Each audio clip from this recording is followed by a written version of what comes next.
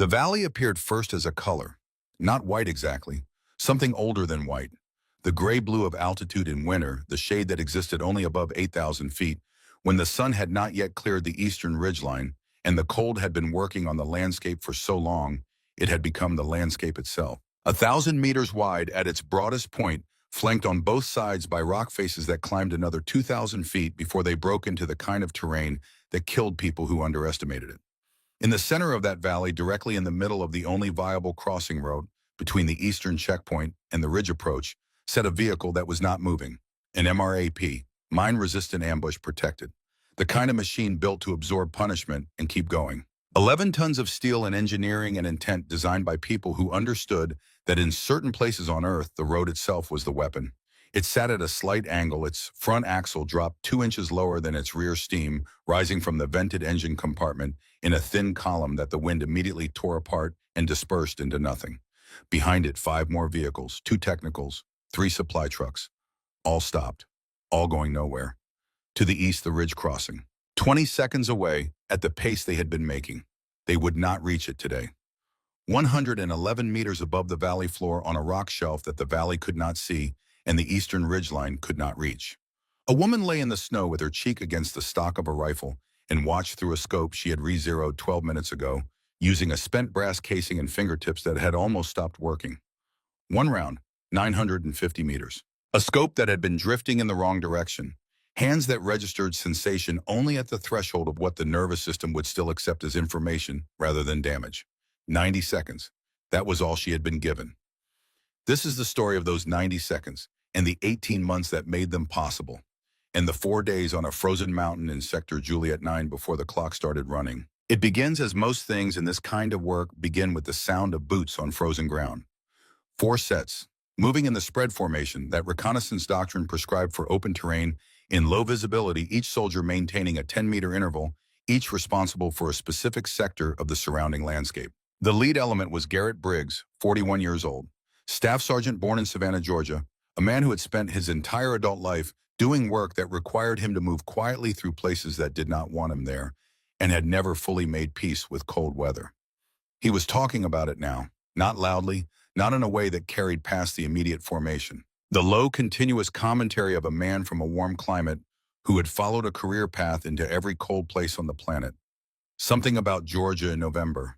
Something about the specific injustice of a job that required a grown man to sleep on frozen ground when he had options.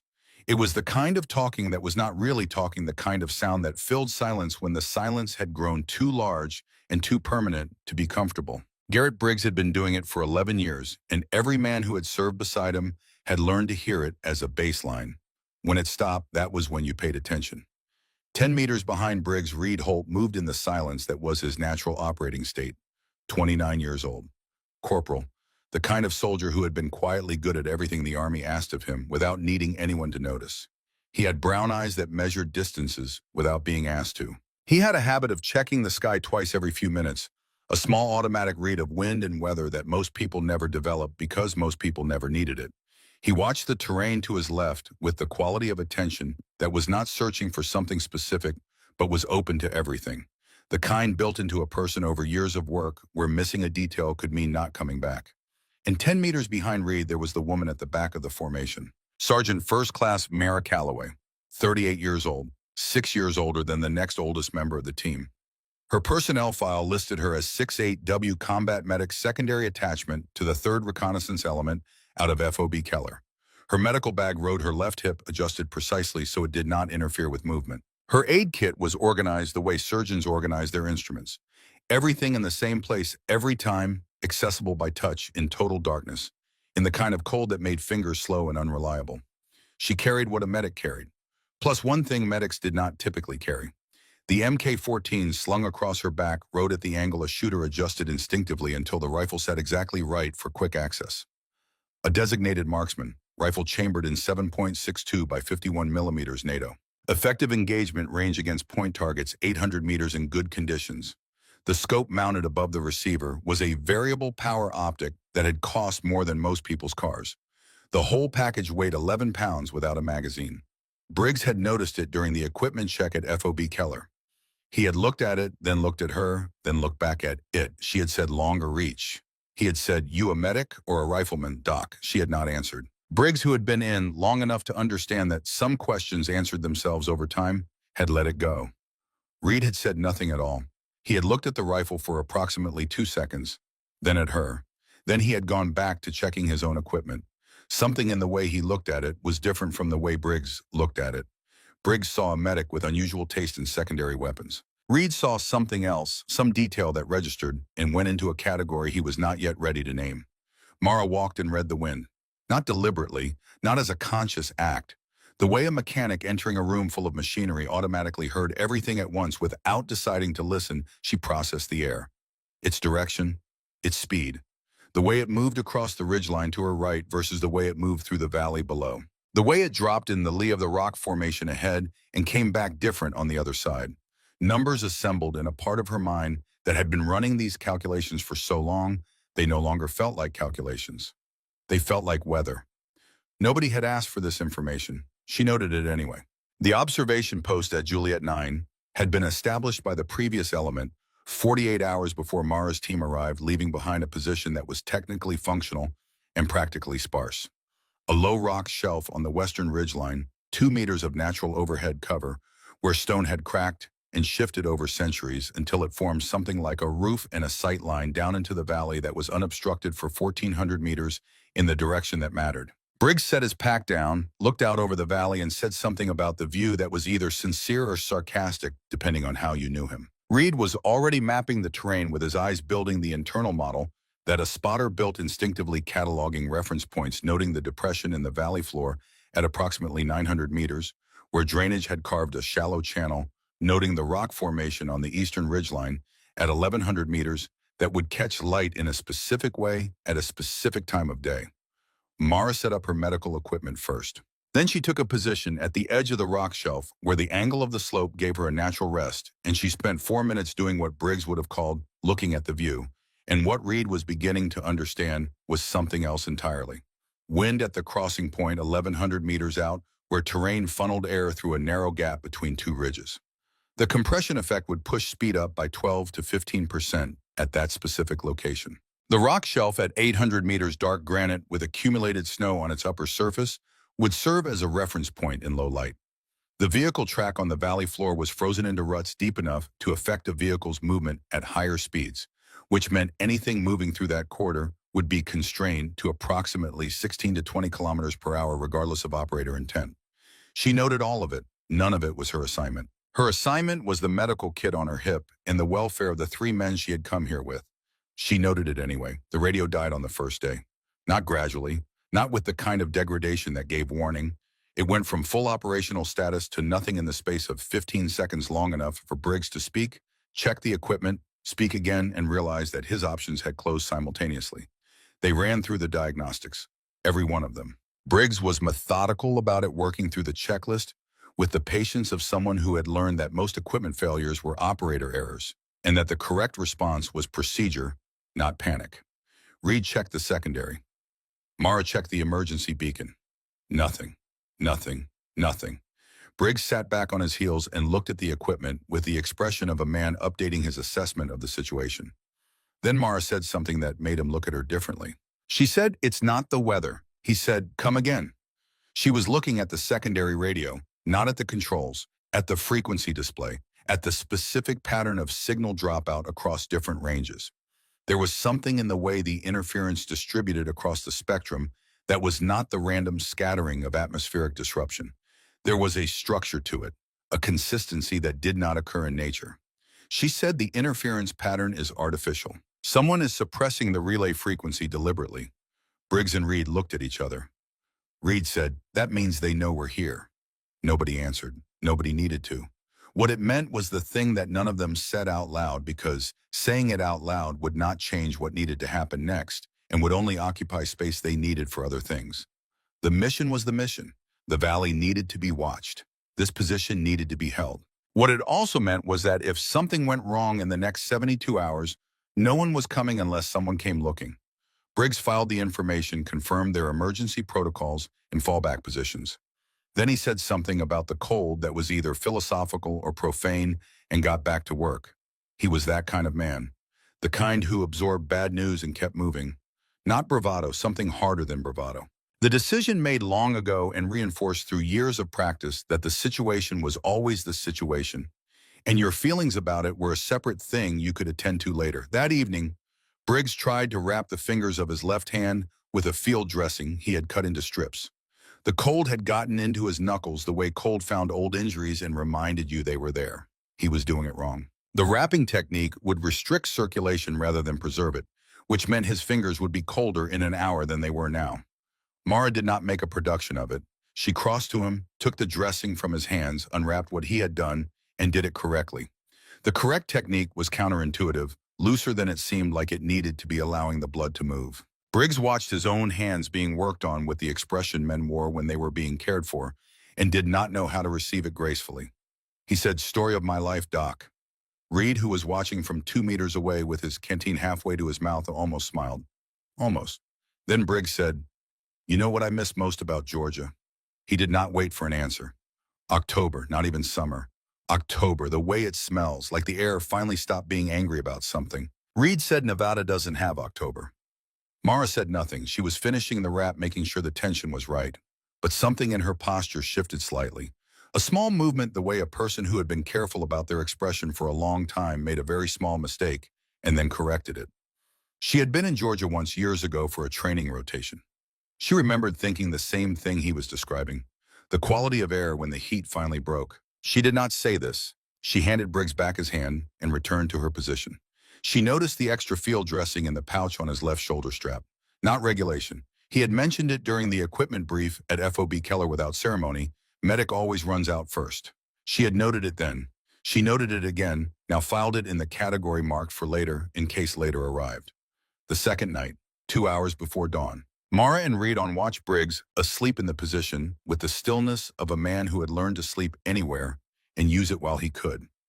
The valley below was dark, the kind of dark that existed before electricity, before artificial light, before all the brightness human beings had scattered across the surface of the world. At altitude in winter, in a place with no light pollution for 100 kilometers in any direction, the stars were a different thing than they were from anywhere else.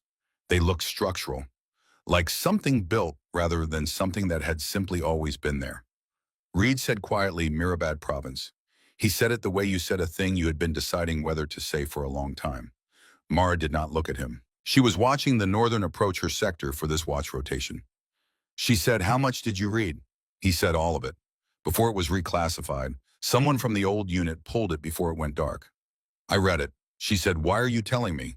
He said, "Because someone should have said something about what was in that report, about what you saw, and nobody did. I'm not nobody. I'm telling you, I read it, and I believed what it said, and I think what they did with it afterward was wrong." A long silence. The wind moved across the ridge above them and came down on the other side colder, carrying the smell of altitude that everyone who spent time in the high places knew, but that had no name. She said, "It doesn't change what happened to the report."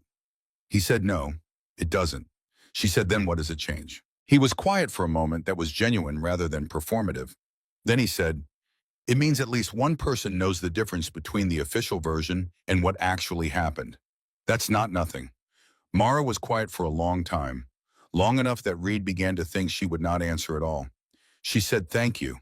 Then she went back to watching the northern approach, and Reed went back to watching the eastern ridgeline, and the stars burned with the patience of things that had been burning longer than language and would continue long after. The thing about Mirabad province was the thing that could not be unsaid. 18 months ago, a compound strike in a mountainous region that intelligence had categorized as a logistics hub, active occupied by hostile forces, cleared for engagement. Mara had been on an overwatch position. A different mountain, a different cold, but the same quality of stillness, the same long patience of the work. She had seen what she had seen. She had filed the report with the precision she brought to everything. Times, positions, what she had observed through her scope at the moment of the engagement, what the thermal imaging had shown before the strike. The specific discrepancy between the intelligence package's description of the compound and what she had seen with her own eyes. The report had been received, acknowledged, processed, then reclassified at a level that made it invisible. She had spent 3 weeks waiting for a review board, an inquiry, any formal process that would engage with the content of what she had written. Instead, there had been a meeting in an office that smelled of carpet and filtered air, and the particular institutional blandness of spaces designed to make you forget you were anywhere specific. 2 officers, no names offered, careful polished language. The matter had been evaluated, the determination had been made. The file was closed. One of them had looked uncomfortable. The other had checked his phone during the meeting. She had walked out of that office and submitted her request for the 68W training pipeline within the hour. The approval came back with a speed that confirmed everything she needed to know about what the reassignment actually was. The Army had not punished her. It had not disciplined her. It had simply moved her sideways into a role where her previous skills were invisible and her knowledge safely contained, and her file said something different from what she actually was. She had gone through the 68W course. She had been good at it. The anatomy, the pharmacology, the trauma management, the triage logic. These were not so different from what she already knew. Both were about understanding the body as a system. Both were about identifying the points that mattered. Both were about the difference between what could be saved and what could not. She had transferred her precision from one domain to another, and she had not let herself think too clearly about the shape of what she had left behind. On the first day at the OP and the 40 minutes before the radio died completely, Reed had been confirming personnel records on a degraded connection that was dropping packets. One file had loaded partially before the signal collapsed. He had seen the name. He had seen the primary classification. 68W Combat Medic. No marksmanship qualifications beyond basic. And then below that in text that someone had attempted to delete, but had not managed to remove from the underlying record text that had survived through some combination of system error and insufficient thoroughness, formerly attached 75th Ranger Regiment Special Reconnaissance Element, call sign Ghost. Status reassigned. Reed had read it twice. Then he had closed the file and looked at the woman at the back of their formation. The one who read the wind without being asked to. The one who carried a designated marksman rifle as a secondary weapon and called it longer reach. The one who moved across terrain with the specific quality of silence that most people did not know they were supposed to have. He had said nothing then. He was still building the model, but he had started watching her differently. Not with suspicion, with the particular attention you paid to someone when you realized that what you were seeing was not most of what was there. On the third night, Garrett Briggs moved out to reposition. This was the plan. Standard reconnaissance protocol, rotating positions to avoid establishing a readable pattern. His secondary position was 200 meters to the northwest, another natural shelf that provided a different angle on the valley's northern approach. He had been there before on the first night without incident. He left at 200, moving in the darkness with the competence of a man whose body knew this kind of terrain, the way his body knew his own house in the dark. No light, no noise beyond the unavoidable crunch of boot on frozen ground minimized by pace and placement. He did not answer his radio at 0240. Mara and Reed noted the time, waited, attempted contact again at 0250 and again at 0300. Silence. At 0310, Mara told Reed to stay on position and keep watching the valley. She took her medical kit and moved northwest. She tracked Briggs to the transition point where the shelf ended and the terrain required a shift to a different path. The ice there was old and dense, the kind that formed over multiple freeze-thaw cycles and presented as solid until it was not. There was a disturbance in the snow at the edge of the shelf, a long scrape, a secondary impact point 2 feet lower. The way frozen ground recorded a fall of significant force, not a stumble. She found the radio 6 feet from the impact point. The housing had cracked. The internal components were no longer serviceable. She found Briggs 40 meters further on, where the ground leveled slightly. He was sitting with his back against a rock, his right leg extended at an angle that told her, before she reached him, what the fall had found. He was conscious in the particular stillness of a man who had made a working accommodation with serious pain. She reached him, assessed him by touch and breathing, and the answers he gave to the questions she asked. Right knee, significant ligament damage, possible fracture at the lateral tibial plateau. He could not walk on it. She splinted the leg with what she had. She gave him what she could give him. She covered him with the emergency blanket from her kit done correctly, so it preserved heat without reflecting light. He said, "This is not how I wanted to spend the night." She said, "Noted." He said, "My radio's gone." She said, "I know." He looked at her in the darkness for a moment. Then he said, "You know what you remind me of, my first platoon sergeant. Worst bedside manner I've ever encountered. Best soldier I ever served with. She said, sleep if you can. When there is an exfil window, I will come back for you. He said, what if there isn't one? She said, then we will address that when it becomes relevant. She went back to read. She told him Briggs was down location condition status. Facts. Reed absorbed this with the stillness he brought to difficult information. Then he went back to watching the valley. They held the position through the rest of the third night, two people where there had been four in the silence that had replaced Briggs's low commentary about Georgia and cold weather. The silence was louder than it should have been. The stars moved across the sky in their old, patient arcs, indifferent to the mountain and the valley, and the four people distributed across it in arrangements none of them had planned for. Mara watched the eastern ridgeline. The fourth day was coming. The fourth day arrived without announcement. It came in as a continuation of the third day's darkness, the threshold between night and morning marked only by a grudging lightening of the eastern sky, a pewter gray spreading from behind the ridge like something reluctant. Mara had not slept. She counted her remaining variables in the hour before dawn. Briggs 200 meters northwest, immobilized with a damaged knee and no radio. Reed operational but running on the diminished reserve of a man who had been awake through most of 3 nights. The relay frequency still jammed, the emergency beacon producing no confirmable signal. The flare launcher from Briggs's kit, which she had retrieved and which contained 3 rounds that would mean nothing without someone in the sky to see them. 4 options for communication or extraction, all of them conditional on something she could not control. She was working through this arithmetic when the sun cleared the eastern ridgeline and changed the valley from blue-gray shadow to a landscape of specific detail. She could see the vehicle track on the valley floor, the frozen ruts running along the corridor that connected the eastern checkpoint to the ridge crossing. She could see the depression at 900 meters where the drainage channel ran. She could see the rock formation on the eastern ridgeline at 1100 meters, catching the early light on its upper face the way she had calculated it would.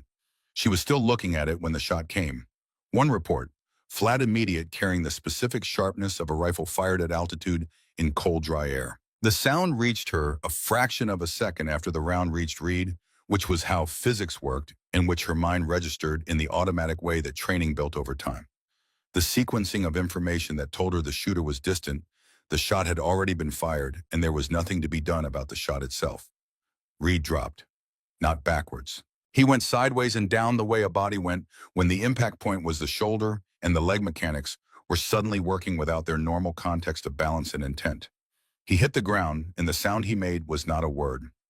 Mara was moving before the echo of the shot finished its journey across the valley. She covered the 4 meters between them in the low crouching run of someone who had done this under fire before keeping below the sight line of the rock shelf's upper edge, angling her approach, so she arrived at Reed from the side that put the most stone between her and the eastern ridgeline.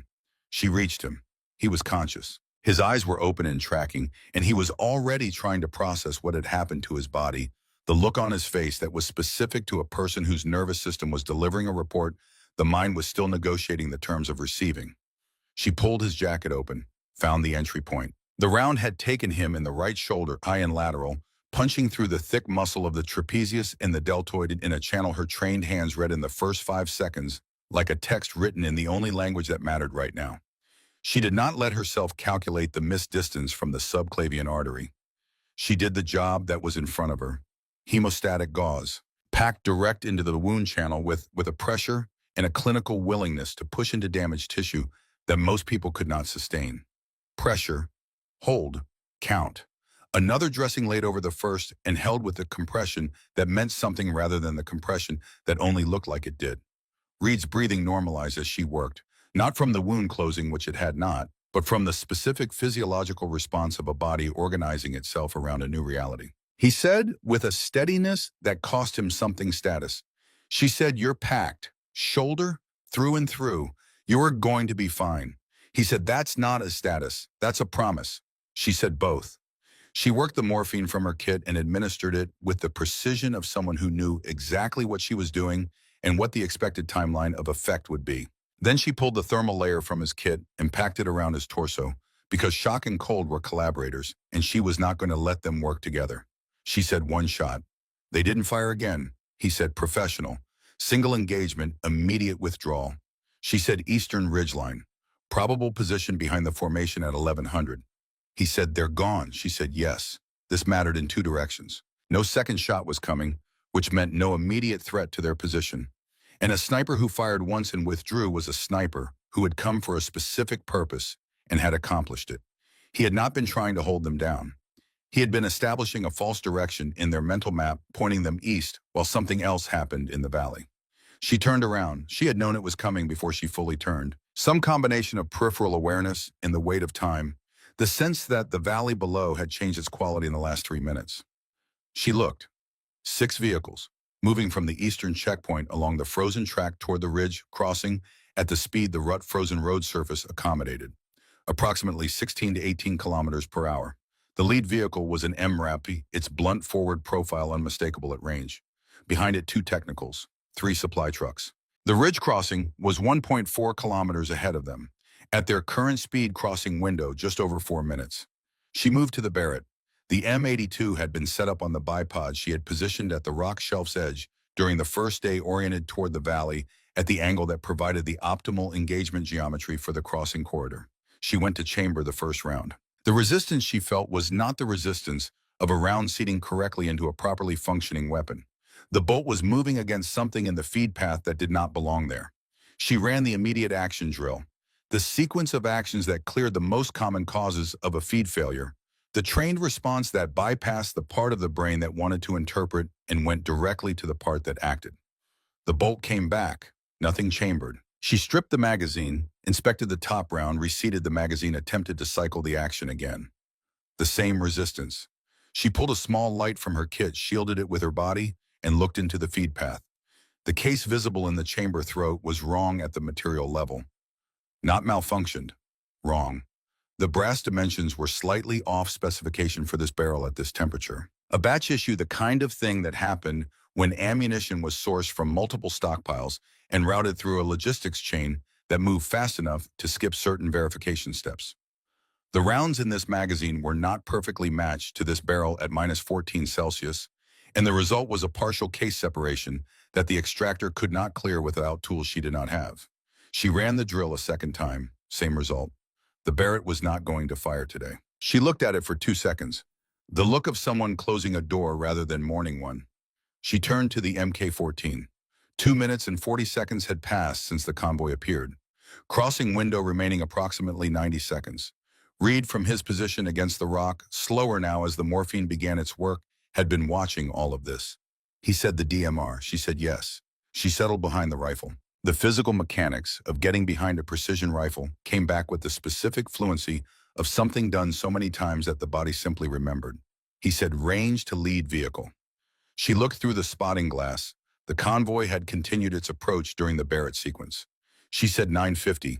They've closed. He said wind is left to right, calling 18 to 20 knots gusting. She was already settling the crosshairs. He said temperature -14. Lose muzzle velocity. Add 8% to your standard drop correction. She said, I know. He said zero's been drifting since day 2. Left low. At 950, that matters. She said, I know. He said it without irritation, and she received it without irritation because this was the working language between a shooter and a spotter, information exchanged at the speed the situation required, and neither of them was performing anything for the other.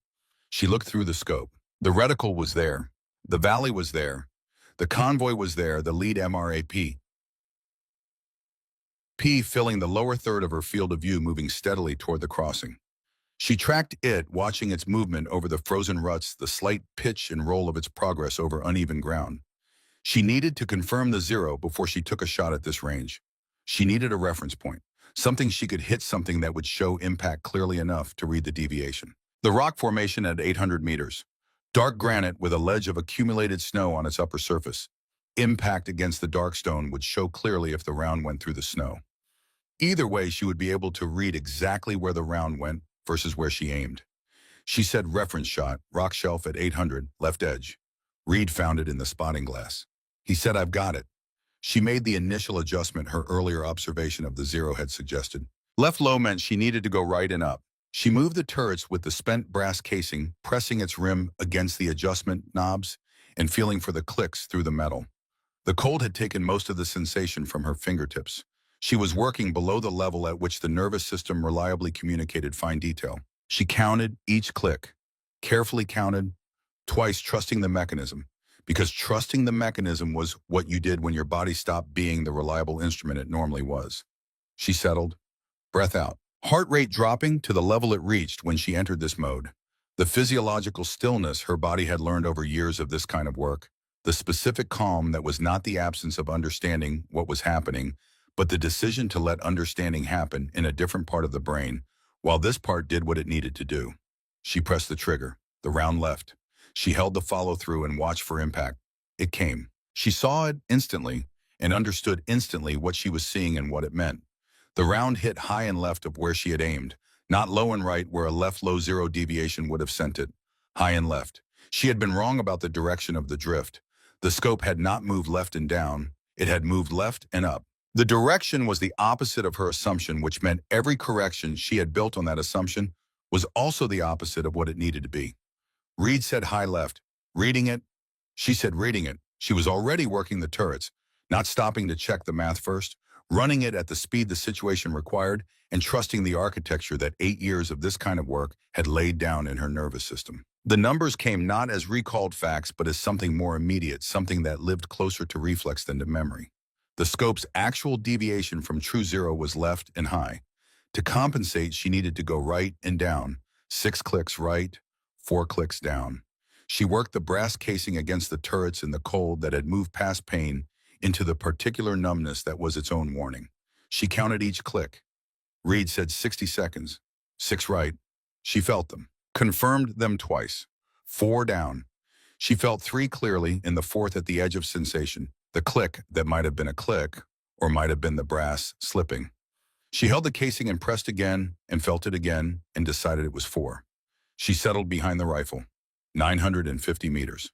The scope's elevation setting had been built on the reference shot distance of 800, which meant she needed to run the additional drop correction in her head for the extra 150. She ran it. The numbers came back.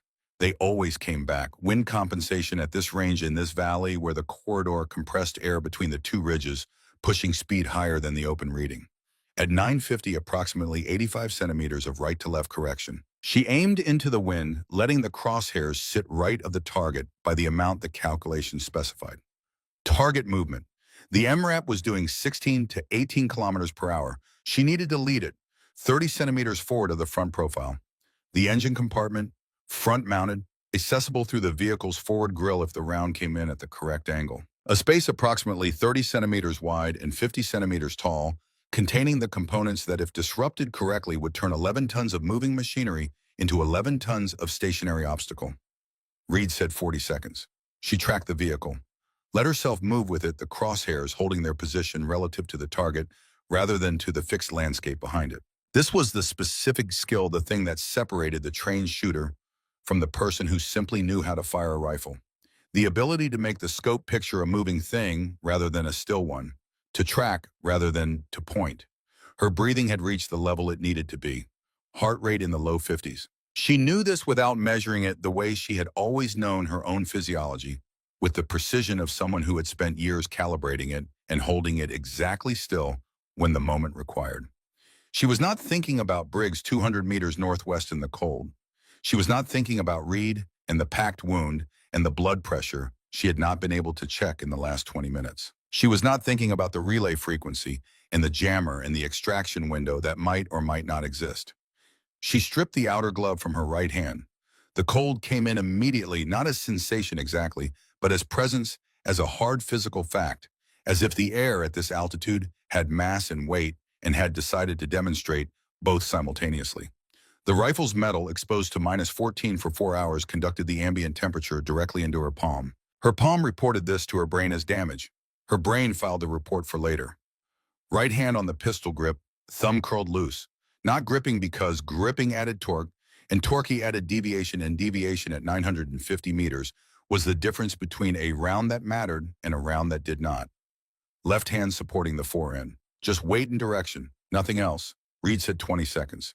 She put the crosshairs on the engine block. The MRAP. DMIAP moved in the scope, the specific engineering of its forward face, the grill work that allowed air to the engine, the geometry of armor plate designed to deflect blasts upward and away from the crew compartment. She was not aiming at the armor. She was aiming through the grill into the space behind it at the components the armor had been designed to protect, but that a round coming in at the correct angle could still reach. Reed said 10. The trigger shoe pressed against the pad of her index finger. Not the tip, the pad.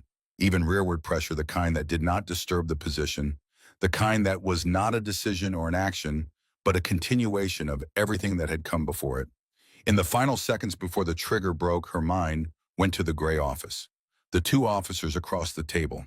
The one who had checked his phone during the meeting. The careful language about the file being closed and the matter considered settled. She thought about walking out of that building and submitting her 68W request within the hour and the speed with which the approval came back.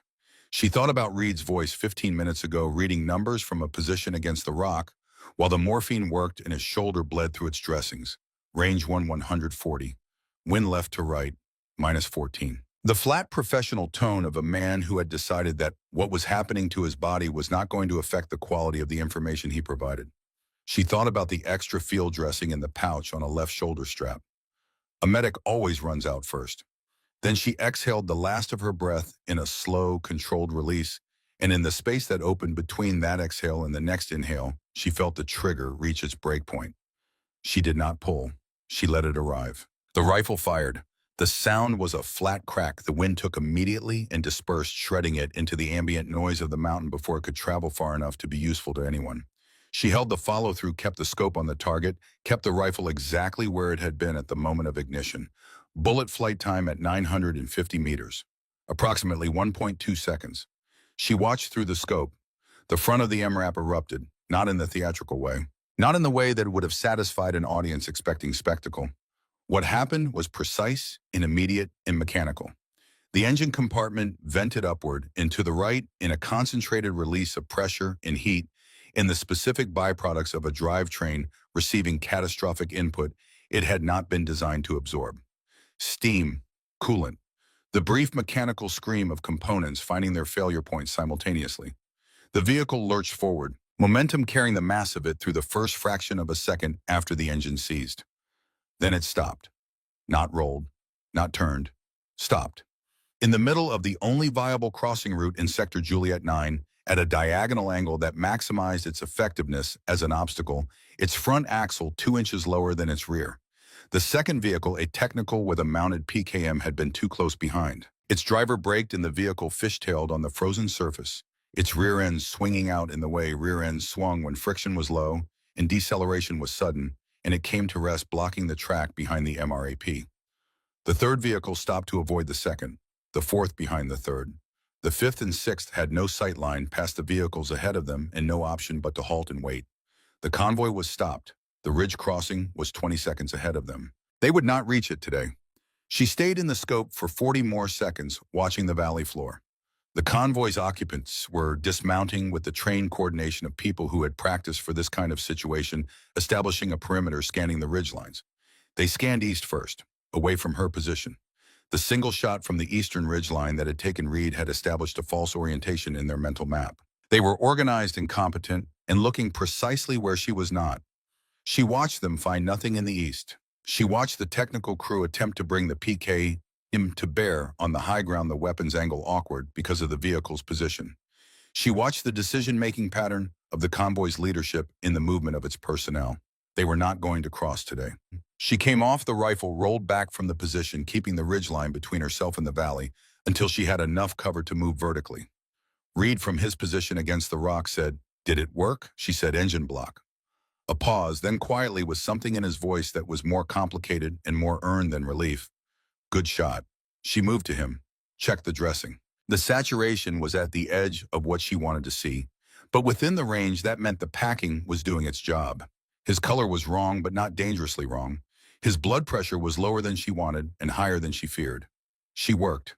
Another layer of dressing from her own kit, the extra one from Briggs's shoulder pouch, that she had retrieved in the night, and that she had known from the moment she saw it was going to matter in a way she could not yet name. She cinched it correctly at the tension that meant something. She monitored his pulse. She monitored his breathing. She did the arithmetic of his condition the same way she had done the arithmetic of the shot. Reed said, "How long until the helicopter window?" She said, "I don't know yet." He said, "Briggs." She said, "When the window comes, we get you both." She looked up at the sky. The storm that had been sitting on the eastern ridgeline for 3 days was beginning to show movement, the cloud mass shifting in the upper wind, the kind of shift that sometimes preceded a clearing window. She watched it. She waited for whatever the fourth day was going to give them next. The clearing window came 43 minutes after the shot. She knew it was coming before she could see it, the way the light changed on the underside of the cloud mass above the eastern approach, a brightening different from the diffuse gray of storm cover, a shift in the quality of illumination that meant the upper wind had moved the ceiling enough for something to get through if it came fast and did not stay long. She had the smoke ready. She had been ready for 30 minutes, the canister in her left hand, her thumb on the pull ring, her right hand on Reed's dressing. She watched the sky the way she watched everything when it mattered, without the small failures of attention that accumulated into missed information. She heard the rotors before she saw the aircraft. The specific acoustic signature of a UH-60 at distance, the rhythmic thudding that traveled through air and terrain in a way that was identifiable before any visual confirmation was possible. In this context, it was the most useful sound she had heard in 4 days. She pulled the ring. The smoke went red, billowing immediately in the wind, bending toward the northwest at the angle that told the pilot surface wind direction and speed without any radio communication required. She stood with her arms away from her body and her hands visible, the rifle slung across her back and her medical kit on her hip, making herself readable to eyes looking down at a ridgeline, trying to determine whether the person standing on it was the person they had come to retrieve. The UH-60 came in low and fast, the way medevac aircraft came in when the window was narrow and the terrain was hostile, and the crew knew that speed was a form of protection. It banked over the valley, crossed the ridgeline at an angle that told her the pilot had already mapped the landing zone on the approach and settled onto the rock shelf with the precision of an operator who had done this in worse conditions and intended to keep doing it. The crew chief was out of the door before the skids fully contacted the ground. He came toward her at the efficient half-run of someone who had covered this distance, many times a litter folded under one arm, his medical kit on his back, his eyes already on Reed. She met him halfway. She said everything that needed to be said in 60 seconds. The verbal handoff that was its own form of precision, the compressed transmission of critical information from the person who had been managing the casualty to the person who would manage him next. Blood type, mechanism of injury, time since injury, location of wound, interventions performed in sequence with timing, current vitals accurate as of 6 minutes prior. The crew chief listened with the focused absorption of someone for whom this kind of transmission was a language he spoke fluently. He recorded key figures on his glove with a grease pencil. He was young. She noticed this the way she always noticed it. The specific youth of the people who did this work at the level closest to the work itself. He looked at the dressing on Reed's shoulder. Then he looked at her. He said, "You the medic?" She said, "Yes." He said, "Good pack job." She said, They loaded Reed. He was conscious enough to be aware of the litter, conscious enough to look at her once as they moved him, his eyes finding hers with the specific intention of someone who had something to say and understood the timing was wrong for saying it. She held his look for 2 seconds and then turned away because there was more to do. The response team's second element had gone northwest while the helicopter was landing. 4 soldiers moving toward the position she had marked on the third night and had not been able to return to because returning would have meant leaving Reed. She did not watch them go. She organized what needed to be organized. She secured the Barrett, broke it down to its portable configuration. She slung the Mk-14. She carried both because there was no one else to carry them. The soldiers moved northwest through terrain she could have navigated with her eyes closed by now, moving toward the hollow in the rock where she had splinted a leg and covered a man with an emergency blanket and told him to sleep if he could. She watched them in her peripheral vision. She already knew what they would find. She had known since the third night since she had found the fallen radio and the impact point in the snow, and the man who had made accommodation with his pain and who had said in a different voice than his usual one that he was a little concerned about the tactical situation. She had known, and she had done everything that could be done, and the mountain had been the mountain throughout. The crew chief called to her. She picked up the Barrett and walked to the helicopter. She climbed in last. She sat against the cabin wall with the Barrett across her knees and the Mk-14 beside her, and the medical kit still on her hip, and the door sealed against the valley's wind. The helicopter lifted. Below her through the window, the valley appeared as a thing she had been living inside for 4 days and had never been able to see as a whole. The full geography of it, the width of the corridor, the ridgelines on either side, the vehicle track running through the center in the only direction available. The stopped MRAP still sat where she had put it, its front end slightly lower than its rear, accumulating snow on its surfaces. To the northwest, a hollow in the rock. She stopped looking at it. She looked at Reed instead. He was on the litter with his eyes half closed, the morphine doing the management work that morphine did. She monitored him from across the cabin with the continuity of a system that had not been switched off. Sergeant Major Harlan Kane came forward from the rear of the cabin. He was 52 years old and the kind of soldier who wore that age in his face in a specific way, not as deterioration, but as information.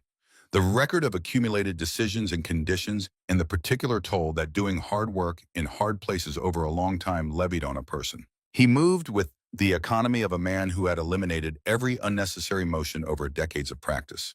He sat across from her. He looked at the rifles. He looked at the Mk-14, specifically at the scope at the turrets, at the faint marks on the adjustment knobs, where the brass casing had worked against the metal in the cold. He looked at these things with the attention of someone who knew what they meant and was reading them the way a person read a document. Then he looked at her. He said, leaning forward so the words would carry over the rotors, "Who took the shot?" Not an accusation, not with suspicion or judgment. The question that had to be asked that would go into the report and generate a debrief and eventually an entry in a file somewhere. He asked it the way experienced soldiers ask questions that needed asking. Directly, without theater. She said nothing. Kane looked at Reed. Reed's eyes had opened when Kane spoke, some part of him still running on the operational frequency, even through the morphine and the blood loss. His eyes found Mara's. He held them for a moment. Then he looked at Kane.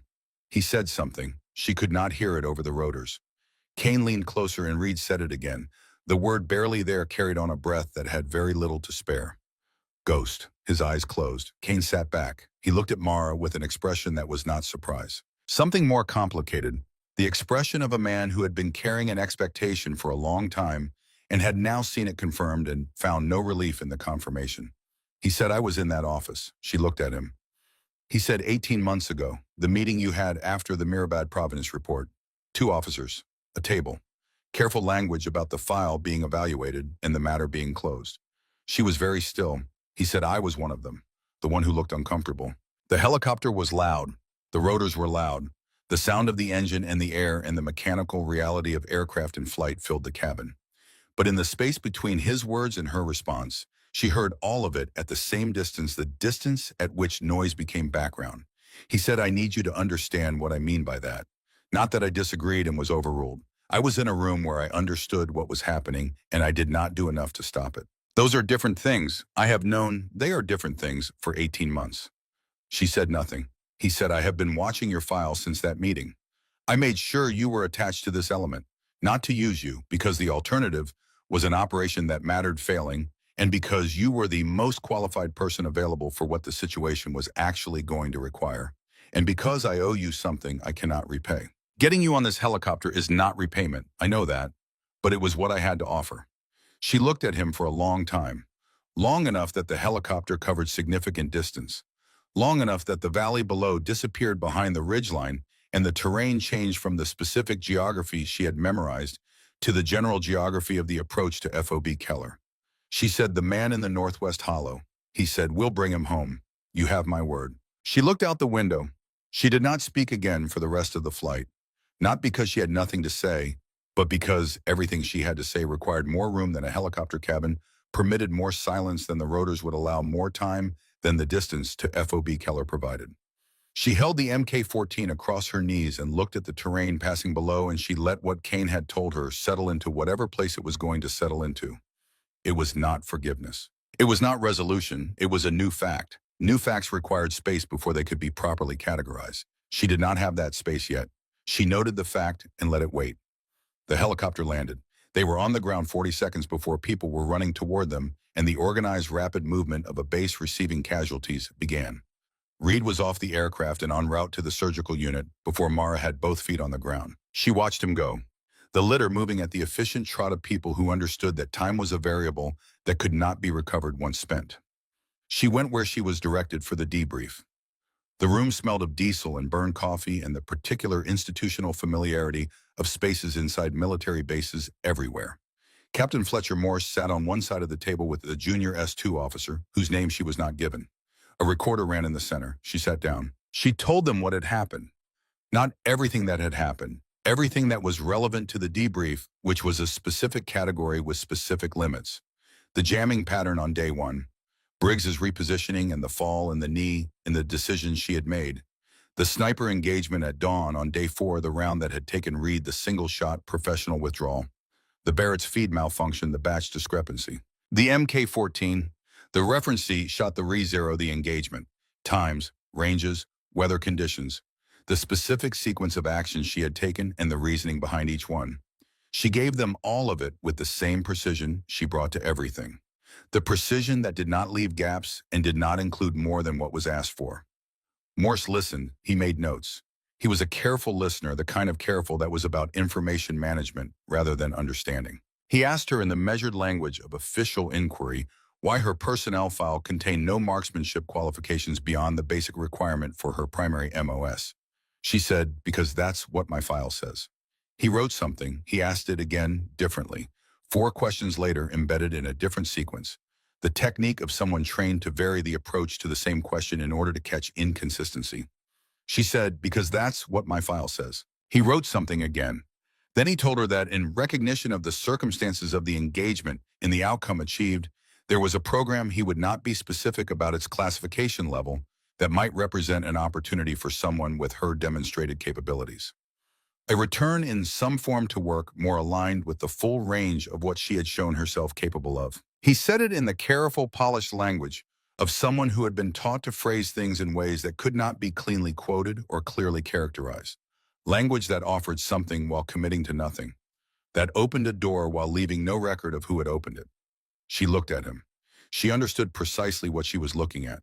A system that had buried what she had written once was now offering to bring her inside the place where the burying happened. Not rehabilitation, not acknowledgement, a transaction dressed in the vocabulary of opportunity. She said, I'll think about it. She said it the way a door was closed without sound. She left the debrief room and walked to the surgical unit. Reed came out of surgery 4 hours after landing. The glenoid rim damage was significant, the round having done more structural work than her initial field assessment had been able to confirm. The surgeon told her what the recovery would require. 6 months of physical therapy at minimum. A probable reassignment to rear echelon duties before he was cleared for field work again. She sat with him when he was transferred to recovery. He was awake by the time she arrived, medicated, but present.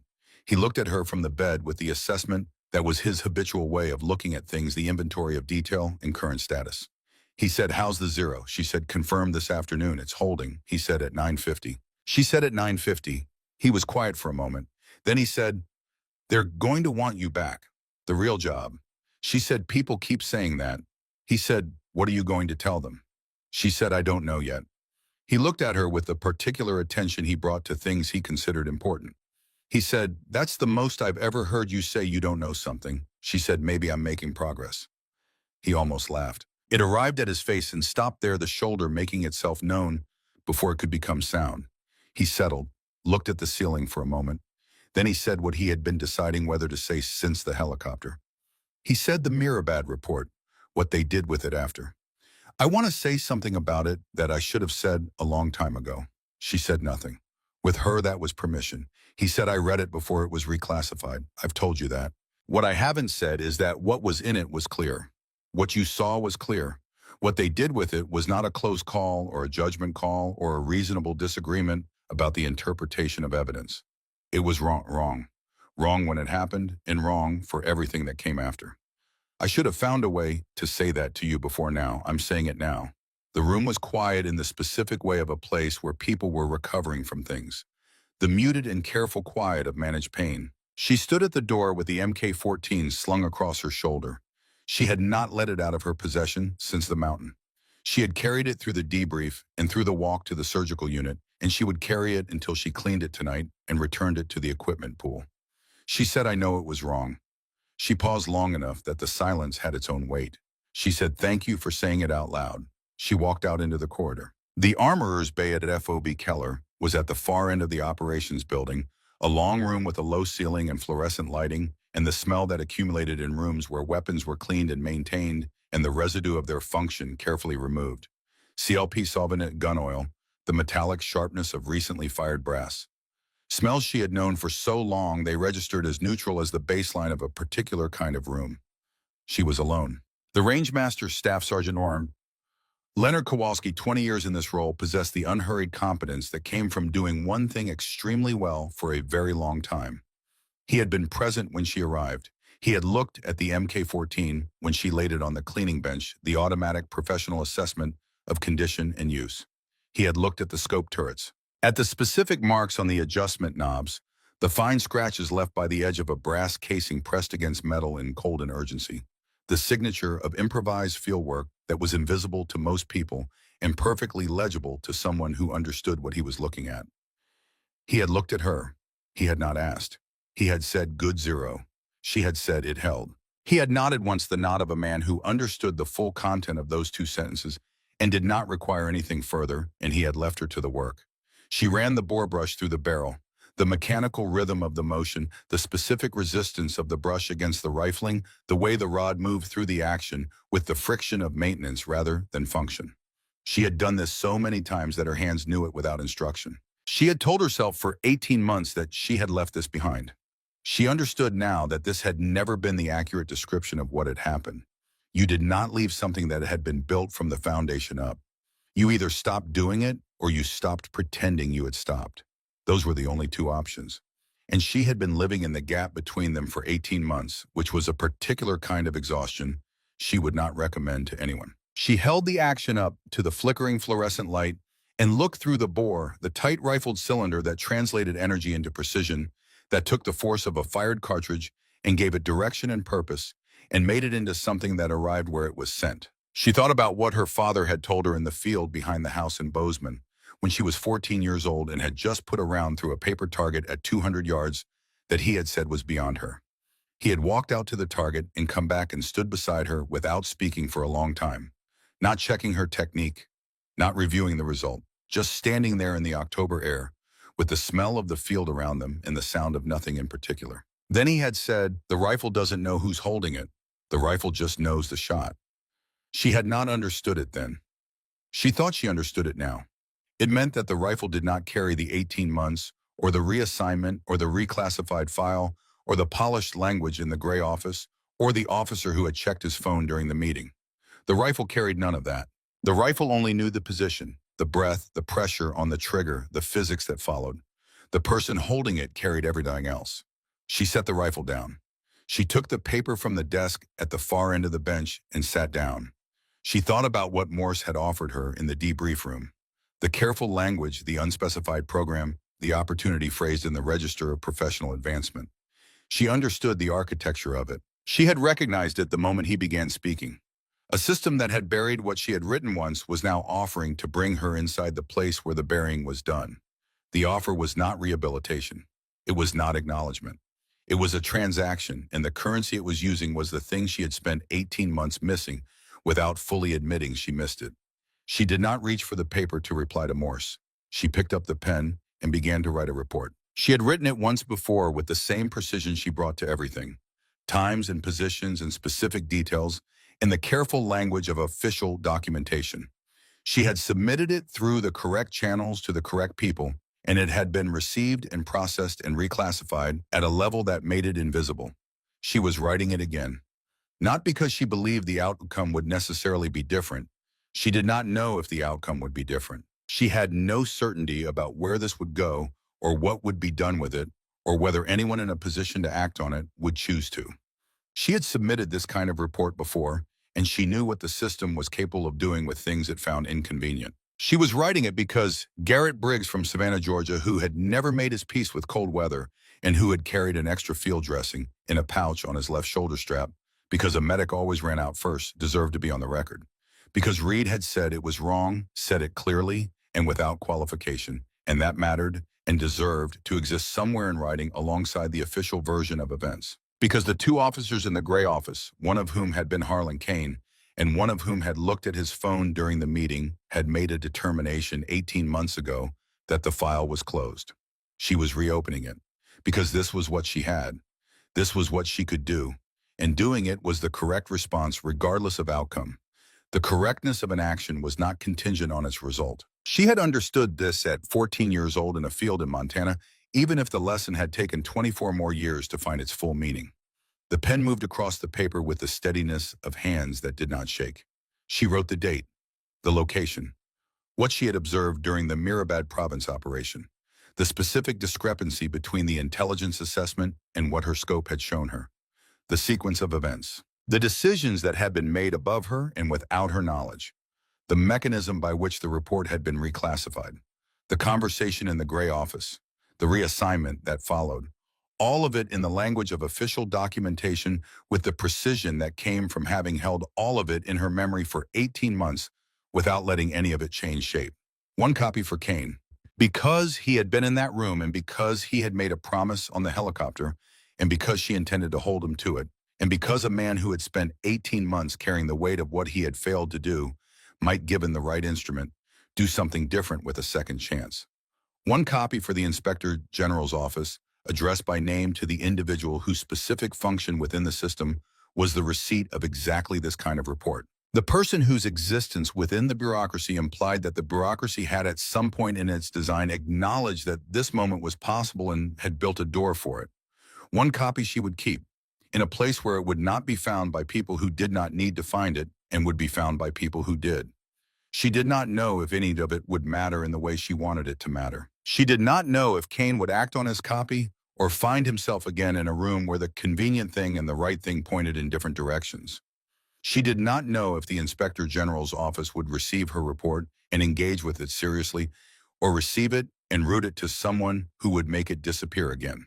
She had been doing the work that was in front of her for 18 months without knowing whether it would matter in any final accounting. She had been doing it because it was the work and the work was what there was. This was no different. She finished writing. She folded the first copy and addressed it to Kane. She folded the second and addressed it to the Inspector General's office. The third she left unfolded on the bench, face up in the flickering fluorescent light. She looked at it for a moment. The handwriting was the same handwriting it had always been. Precise, consistent, without the drift that crept into most people's script under conditions of exhaustion or stress. She had written it in -14 Celsius with fingers that had almost stopped working, and she was writing it now in a warm room at a clean bench, and the handwriting was the same. Some things did not change under pressure. Some things only revealed themselves under pressure as what they had always been. She put her jacket on. She picked up the MK-14 and slung it across her shoulder. She turned off the light. The fluorescent tube went dark. The smell of CLP solvent and gun oil stayed. She walked out into the corridor. The base was quiet in the way bases were quiet at this hour, the specific silence of a working place between the work it had finished and the work it had not yet begun. Her boots on the concrete made the only sound. The 3 folded pieces of paper were in her inside pocket. She did not know if they would matter. She knew that Garrett Briggs deserved to be on the record. She knew that Reed deserved to know his testimony had been set alongside the facts in writing. She knew that 2 officers in a gray office had made a decision 18 months ago, and that decision had sent her sideways into a role she had performed with precision and had never allowed herself to perform with less than everything she had, because performing with less would have been a kind of lie she was not willing to tell even to herself. She walked toward the light at the end of the corridor. Outside, through the small window at the corridor's end, snow was coming down the way it had been coming down for 4 days. Not the clean postcard kind. Not the kind that had arrived with ceremony or announcement. The other kind. Fine, relentless, without opinion about what it covered. It would cover the crossing route and the stopped vehicle and the rock shelf and the hollow in the northwest rock and the tracks that 4 people had made in it over 4 days until by morning, none of it was distinguishable from any other part of the landscape. She had always known how to move through the dark without making a sound. She had been told once that this made her a ghost. She had asked people repeatedly to stop using the name. They never entirely stopped. She understood now that this was because the name was not about invisibility. It was not about the absence of something. It was about the presence of something that most people could not see, even when it was directly in front of them. The thing that persisted, the thing that did not expire when the file said it had, that did not disappear when the office said it should, that did not stop being what it was because a piece of paper somewhere said it was something else. She pushed open the door at the end of the corridor. The cold met her the way mountain cold always met her, directly and without negotiation. She stepped into it. The snow was coming down around the base, settling on the rooftops and the vehicles and the perimeter wire and the frozen ground between them, filling in everything equally, without preference or memory. The valley below FOB Keller would be white by morning. The mountain would look the way it always looked in winter. The way it had looked before any of this had happened and would look long after. It did not need to remember. It did not need to carry anything forward. She did. She walked across the base toward the temporary quarters at the far end of the operations complex. The snow came down around her. The rifle was across her shoulder. The three pieces of paper were in her inside pocket close to her chest in the warmth that her body produced, and the cold had been trying to reach for 4 days without success. She had 18 months of waiting behind her, and she did not know how much waiting was ahead. She knew the zero was holding. That was enough for tonight. She kept walking. The snow fell, the valley held its silence, and the work which had never actually stopped continued.